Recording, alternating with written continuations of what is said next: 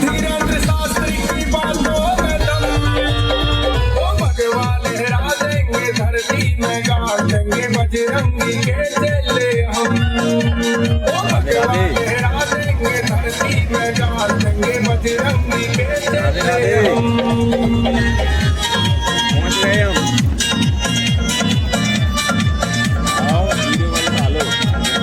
साल भूप खेड़ी वाला राम का दीवाना, फैसला बिंद गावे हिंदू का गाना। 22 जनवरी ठीक है, बनाओ वीडियो कॉल यार लगाओ। आगे में पाएंगे, होटल में पाएंगे।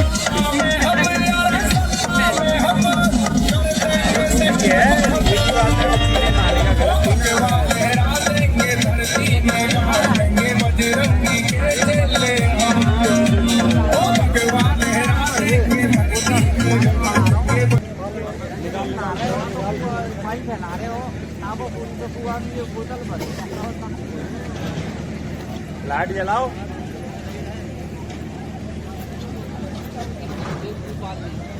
देखो ये नाम तो गिरा हुआ है जनता को लैट्रिन बाथरूम।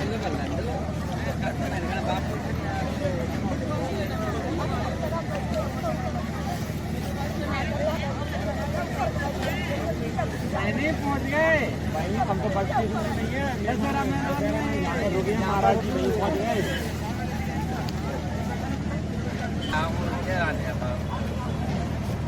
जय श्री राम।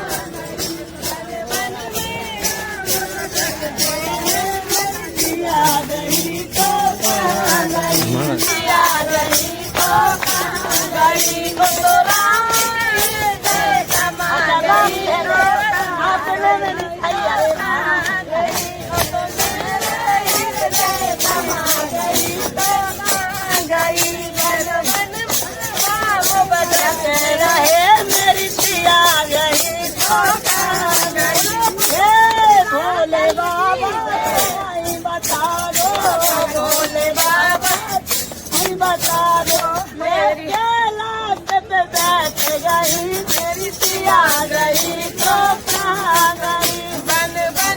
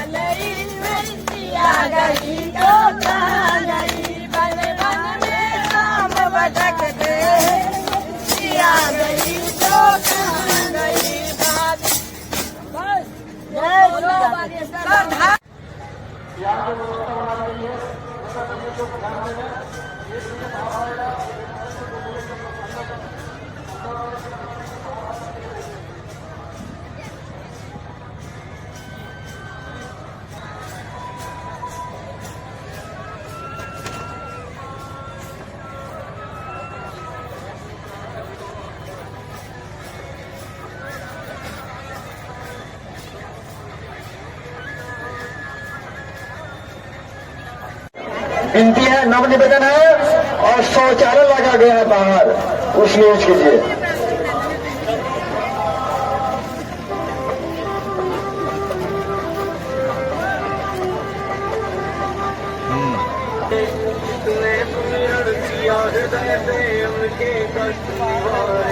दुनिया के सहारे होंगे और मेरे तो आप सहारे हैं।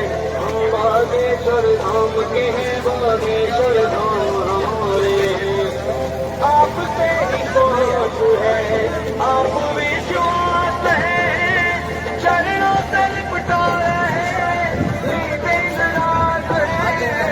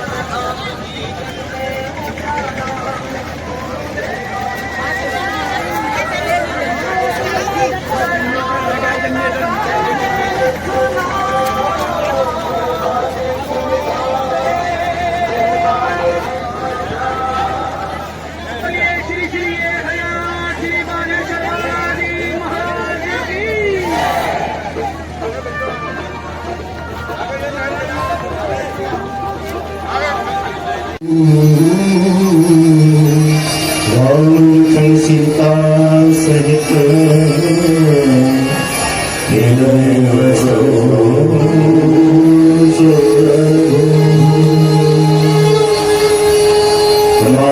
महाराज की जय, बागेश्वर जी सरकार की, सदगुरु सन्यासी बाबा की, भारत हिंदू राष्ट्र की।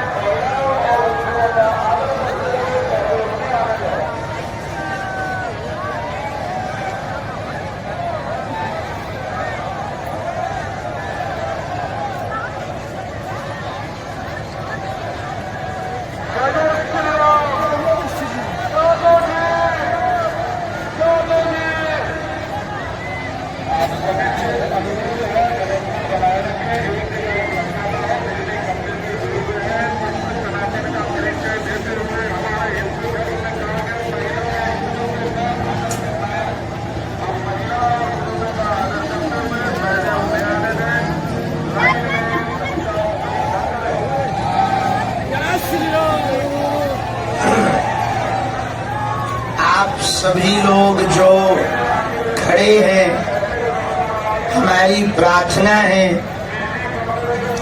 बैठ जाएं ताकि हम बहुत देर तक बोल सकें। कल रात्रि काल में इसी प्रकार से स्थिति होने के कारण हम अपनी बात नहीं कर पाए। सबसे प्रार्थना है हिंदू एकता पदयात्रा का स्वरूप बनाए रखें और यदि बैठ जाएंगे तो हमको बहुत प्रसन्नता होगी,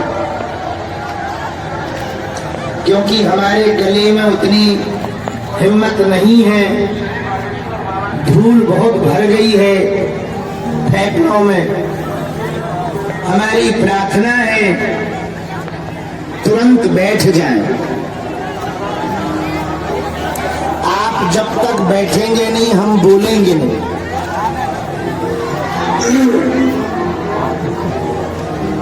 बैठना पड़ेगा,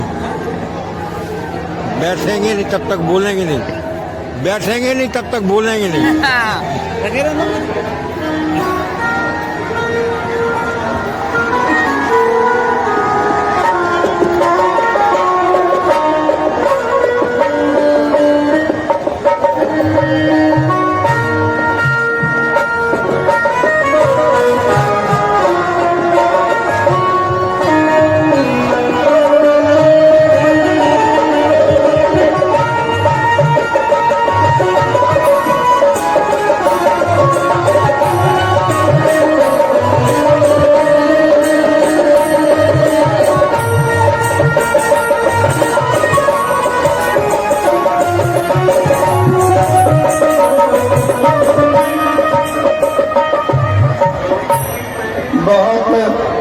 प्रसन्नता की बात है जिनके कारण पूरी पदयात्रा में भंडारा सेवा चल रही गौरी गोपाल आश्रम के कारण। ऐसे पूज्य महाराज श्री जी हमारे अति प्रिय अनुज पूज्य आचार्य श्री अमृताचार्य जी महाराज जी का आगमन हुआ है। मेरा माइक को और तेज कर दो भैया। आज की प्रातःकाल बेला आपके वचनों से प्रारंभ होगी, लेकिन जितनी आप शांति रखेंगे उतना आनंद आप महापुरुषों के वचनों का ले पाएंगे। हमको बहुत दुख है कि कल रात्रि काल में हम अपनी बात नहीं कह पाए, क्योंकि साउंड पर जैसे अभी सुबह चढ़ रहे ना, एक माता जी कल साउंड पर ही चढ़ गई थी। साउंड पर वो जो मशीन होती क्या कहते उसको, मिक्सर मशीन पर चढ़ गई थी। वो बड़ी आफत हो गई, हमें लगा कि किसी को करंट न लग जाए। और साउंड वाली ने इशारा किया कि गुरुजी 1-2 मिनट में साउंड तो फूकेगा ही, कोई आदमी और फूक जाएगा। तो हमने कहा गुरु भागने में ही फायदा है, पता लगे कि नाला की विनती करने आए मकान हार के आ गया। कल रात्रि की पूरी संतों की व्यवस्था, मंच की व्यवस्था अशोक धीमान, सुनील जी, यहाँ की पूरी मंडली ने बहुत अच्छी की। हमको बहुत प्रसन्नता हुई और हम ये माइक उनको सौंप रहे। बाद में हम सबसे लास्ट में हम आपको कल के कुछ अच्छे अनुभव बताएंगे पदयात्रा के। बोलिए गौरी गोपाल भगवान की, पूज्य बागेश्वर धाम की, बालाजी सरकार की, पूज्य महाराज जी की, महाराज जी के सभी भक्तों की, सभी माताओं की, सभी संगीतज्ञों की, आप सबके माता पिता की, पुलिस विभाग की, पदयात्रियों की,